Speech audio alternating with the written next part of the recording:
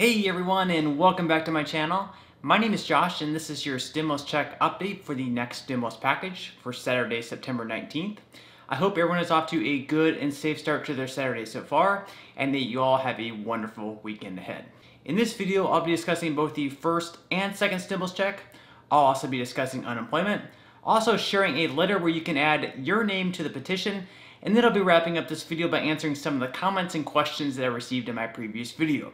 But first, if you wouldn't mind real quickly liking this video, giving me a big thumbs up. It really just helps with the YouTube algorithm in terms of pushing this video out to other viewers like you and hopefully helping other people like you as well. Okay, so per usual, I'm going to start this video with a quick update on the federal unemployment insurance benefits. Jumping right into it today, you can see up on the screen the list of the states that have already started paying out benefits to their residents.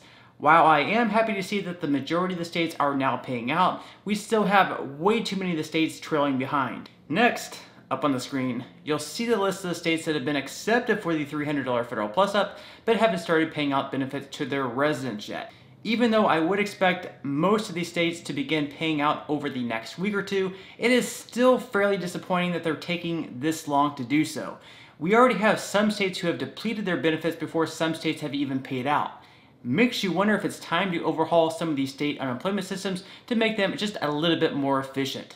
Also, just as a reminder, in order to even be eligible for these benefits, you must be receiving at least $100 in state unemployment insurance benefits. This is why it's so important for Congress to finally pass a bill to extend these benefits out to more people and also on a longer term, more stable basis. Okay, so just one thing that I quickly wanted to share with you guys that I hope you will sign if you wish is a petition that ClearValueTax and Stephen Gardner have created. Now, I did go ahead and put a link in the description box below if you are interested in doing so. So basically, they wrote letters to who they consider to be the three most important politicians that have the biggest role in the next stimulus package, who are President Trump, Mitch McConnell, and Nancy Pelosi. So the petition reads, while Americans are struggling to survive through this pandemic, the politicians in Washington, D.C. continue to play political games and deny us the stimulus package we all need and deserve. Americans desperately need help, and we expect our elected officials to help us immediately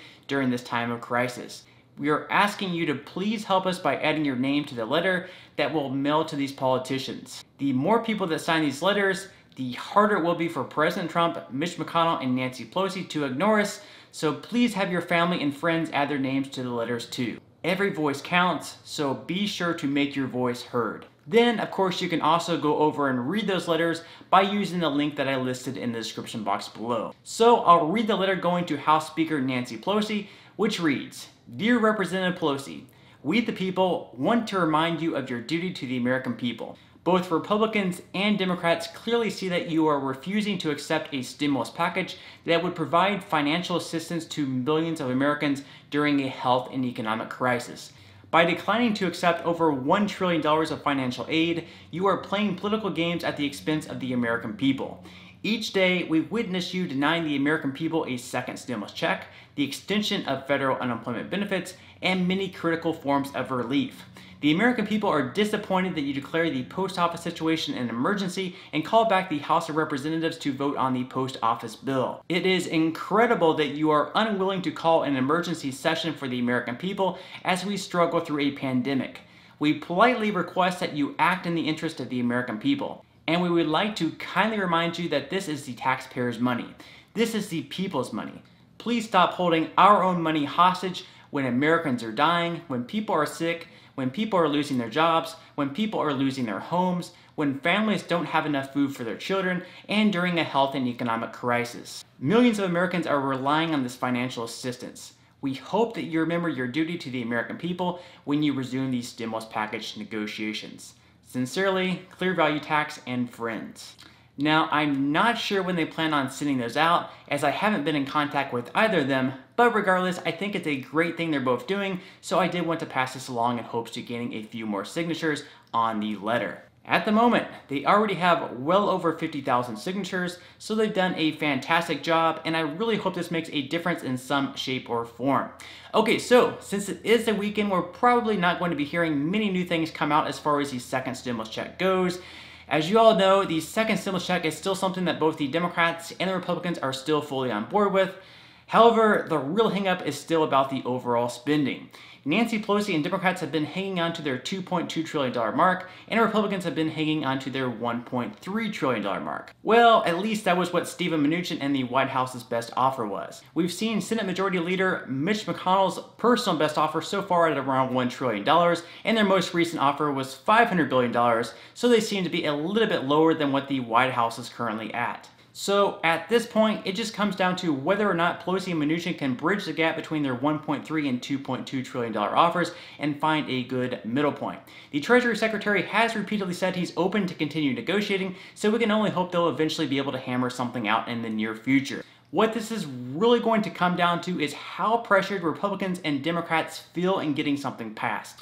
With Election Day being almost a month away, you better bet that they should feel some pressure at this point. I mean, if they wish to continue their career in politics, that is. We have many seats up for grabs in the House and the Senate, so those politicians need to make it look like they're doing something for the American public.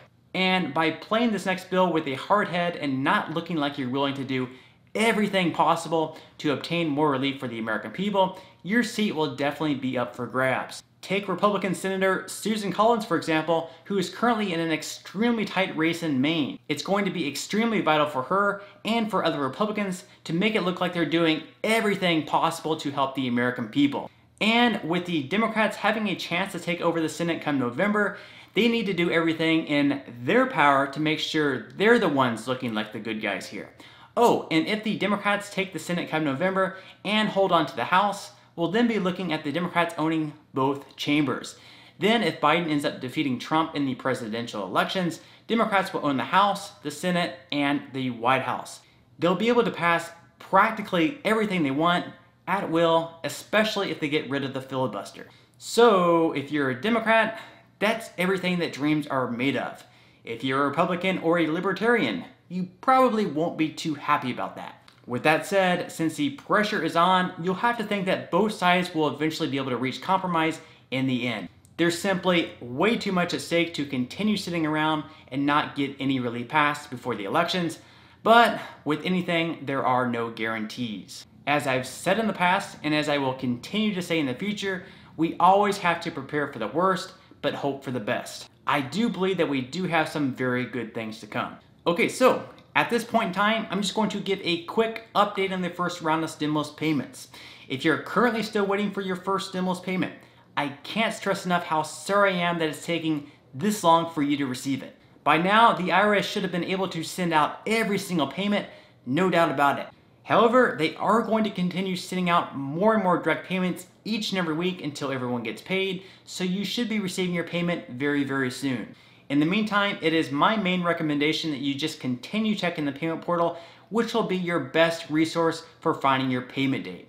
Also, of course, you can always call the IRS if you do have any questions in regards to your first stimulus payment and you want to speak to a live human. The best number you can call would be 1-800-919-9835. And the only recommendation that I would have for you is to call just a little bit earlier in the day just to avoid those longer hold times. And finally, just one more quick reminder that if you're on Social Security benefits and you received your $1,200 stimulus check, but you never received the $500 for each dependent you have under the age of 17, then you'll have until September 30th to claim those dependents through the non-filers tool. Otherwise, unfortunately, you'll have to wait all the way until next year to claim those credits on your tax returns. I definitely don't want to see anyone wait any longer than what they have to receive this payment. Alright, so at this point in time, I'm just going to answer some of the comments and questions that I received in my previous video. And if you have any other comments or questions for me, please feel free to leave them in the comment section below. I do try to answer as many comments and questions as I possibly can, but for those comments and questions I'm not able to respond to, I do try to pick some of the more popular ones in the next video in video form. Okay, so without further ado, let me go ahead and jump into the first comment of today's video, which is from Tony. Tony says, "Hi Josh, I still haven't received the first stimulus check and I'm on SSDI. Do you think I will still get it? Now I'm worried about the second stimulus check if we do get one. Can you suggest anything I can do? Thank you." Alright, thank you so much for your question, Tony, and I'm so sorry it's taking such a long period of time for you to receive your payment. Now, as long as you weren't claimed as a dependent on someone else's tax return and you met the income requirements, then you should definitely be eligible. Also, make sure that you filled out a tax return within the last 2 years. If you haven't, then you will need to fill out the non-filers tool in order to be eligible for your payment. If you've done all those things, then in the meantime, I would just continue to check the payment portal to see if there are any updates. Hang in there. I know it's frustrating, but if you are eligible, then you will definitely eventually receive your payment. Okay, moving right along to the next question of today's video, which reads, what about PPP and SBA? Thank you so much for your question, ParleyCat. As far as another extension of PPP goes, both the Democrats and the Republicans support an extension of it. This is very good news because if the two sides are able to reach an agreement in the next relief package, then we should definitely see an extension of it. However, more than likely, it will be more targeted this time to businesses who were hit the hardest. This has been such a valuable program because it's allowed many small businesses to stay afloat and keep their employees employed while riding the ship through this difficult time. It's definitely my hope that we get this program extended as soon as we possibly can. Alright, so on that note, I'm going to go ahead and wrap up this video. If you did enjoy the content in this video and you'd like to see more videos like it, please consider subscribing to my YouTube channel. It is completely free to do so and it's a great support to me. Also, if you'd like to receive one free stock from Webull, valued all the way up to $1,600, please feel free to claim that free stock by clicking the link in the description box below. And until next time, I'll see you guys and I hope you have a great day today.